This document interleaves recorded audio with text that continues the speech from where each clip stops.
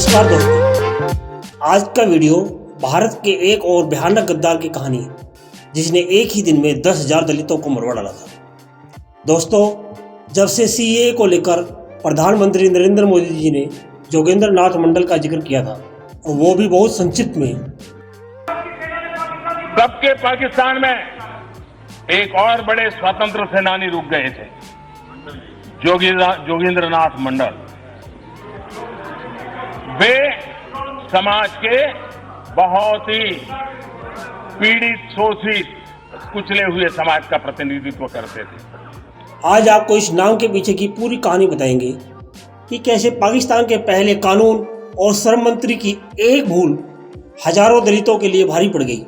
आज का वीडियो जय भीम के नारा देने वालों को जरूर देखना चाहिए, क्योंकि एक और भारत के संविधान निर्माता बाबा साहेब भीमराव अंबेडकर जी को दलितों का सबसे बड़ा नेता मानकर चल रहे हैं, वही एक समय जोगेंद्र नाथ मंडल उनसे भी बड़े दलित नेता थे।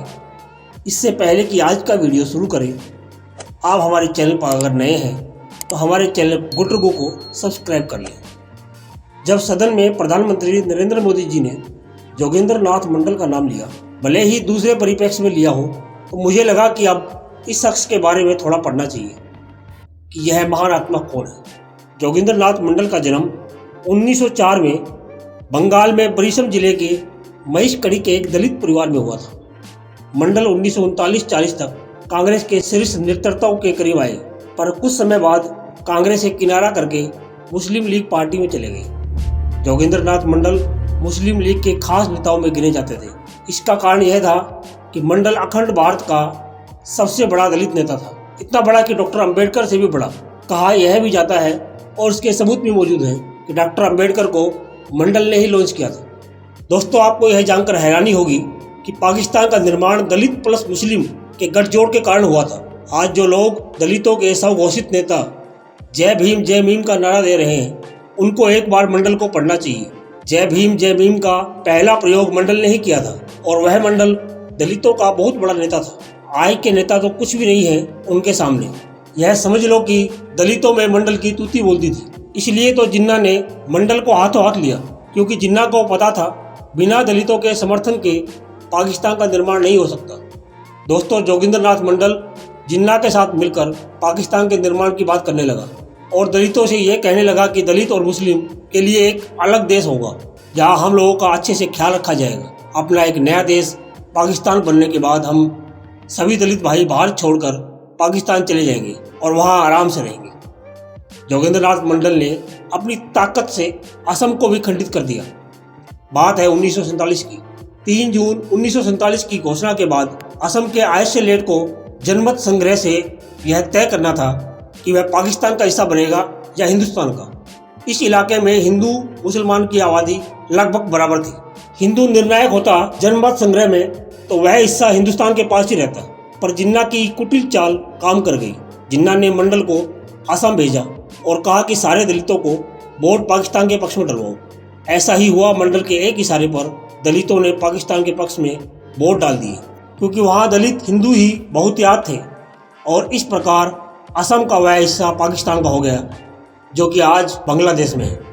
बड़े ही उत्साह के साथ मंडल ने जिन्ना के साथ मिलकर पाकिस्तान का निर्माण किया और लाखों हिंदुओं के साथ भारत को अलविदा कहकर पाकिस्तान चला गया।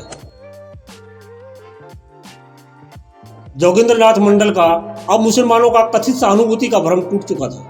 मंडल को अपनी गलती का एहसास तब पूरी तरह से हो गया था जब पाकिस्तान में सिर्फ एक ही दिन 20 फरवरी 1950 को 10,000 से ऊपर दलित मारे गए, और यह बात खुद जोगेंद्र नाथ मंडल ने अपने इस्तीफे में कही। जिन्ना की मौत के बाद एक लंबा चौड़ा इस्तीफा लिखा मंडल ने। उसमें दलितों पर हो रहे भयंकर अत्याचार का जिक्र किया और पाकिस्तान सरकार आंख बंद करके सब देखती रही।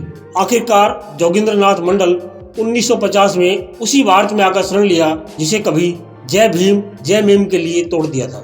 लाखों दलितों को मौत के मुंह में छोड़कर जोगेंद्र नाथ मंडल एक शरणार्थी बनकर भारत आया और गुमनामी में रहने लगा।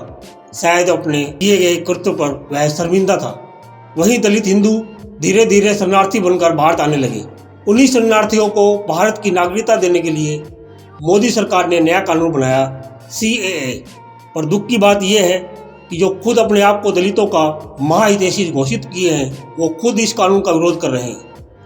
मुसलमानों ने छल से फिर से दलितों को मिला लिया है। आज फिर जय भीम का नारा गूंज रहा है। ऐसे लोगों से बस एक बात कहना चाहूँगा कि तुम मंडल के पैरों की धूल भी नहीं हो, और मंडल का जो हर्ष हुआ एक बार पढ़ लो तो सारा भ्रम टूट जाएगा। ये कोई कहानी नहीं है, मात्र कुछ दशक पहले का भारतीय इतिहास है। अगर इससे भी सबक ना ले, जोगिंद्रनाथ मंडल पर बहुत से आर्टिकल आपको नेट पर कई सारी विश्वसनीय साइट पर मिल जाएंगे। आप चाहो तो डिटेल में देख सकते हैं।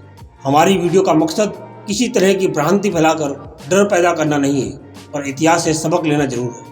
आप अपने विचार हमें कमेंट करके बताइए। वीडियो पसंद आए तो प्लीज़ लाइक और हमारे चैनल को सब्सक्राइब जरूर कर दें।